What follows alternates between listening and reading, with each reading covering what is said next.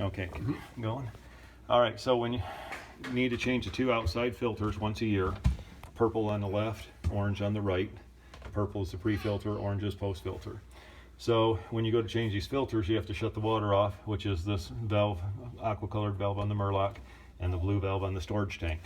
When they're opposite the line, they're closed. When they're parallel with the line, they're open. Okay. So you'll turn both of those off.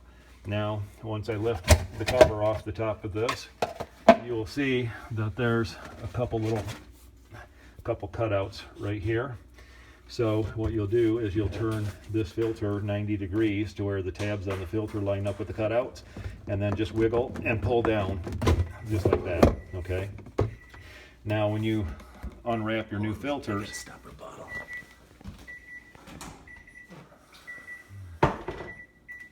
Thank you. so when you unwrap your filters, make sure that you take a little bit of silicone lubricant and put it on these seals at the top so that it slides up easily and doesn't roll the O-ring over and seats properly and you don't have any leaks. When you go to put this back on, line up your tabs and push up. Make sure that you don't have it cocked one way or the other, because I've seen that happen and somebody catches one side and not the other side and they crack the head. So make sure you push straight up. And then once you push straight up, you can turn it 15 degrees or 90 degrees, lock it in place, and you're good to go. Now, I always date the filters so that you know when they were changed last. As you can see, I've got a date on the membrane, I've got a date on the filters. Perfect. So that way you know when they were changed last. Now, the membrane, like I said, being on hard water, you may have to change more often, maybe 3 years, 4 years, whatever.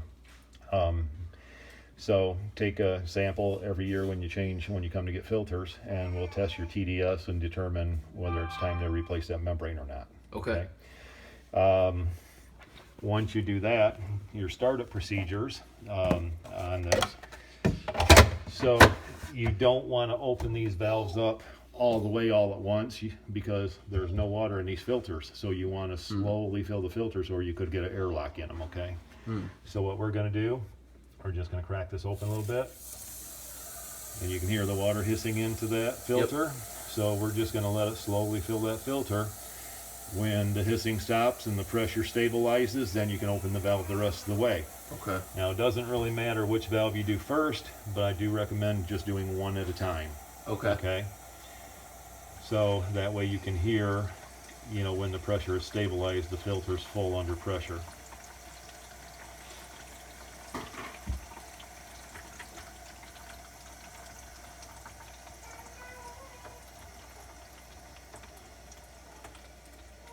Now you can see we're getting,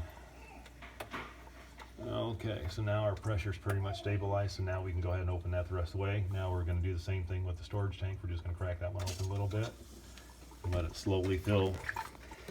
When we open this one, it fills the pre-filter. When we open the storage tank, it fills the post-filter. Okay.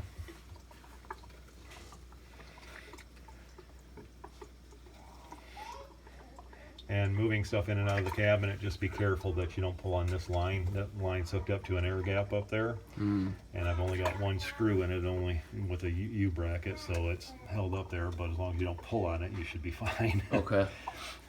Just don't want you to yank anything off the wall where all of a sudden you have water dripping everywhere. Yeah.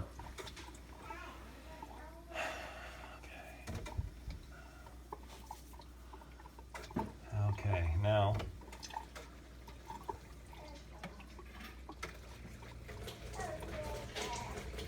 and obviously we have our faucet open, huh?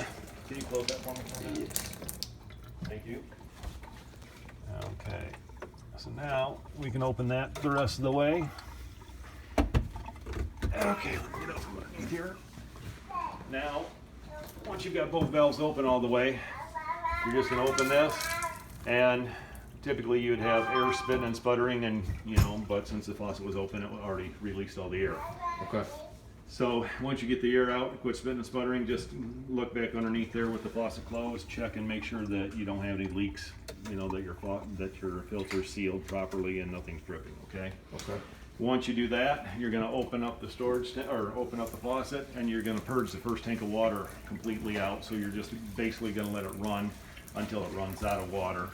and is a trickle, but I don't want to do that yet because I got to check all my fittings and stuff, make sure I don't have any leaks. Okay. But you would do that, just, you know, let it run till it runs down to a trickle, then close the faucet, and a couple hours later, you'll have good drinkable water. Okay. All right. Anything else we should know? Nope. That's pretty much it.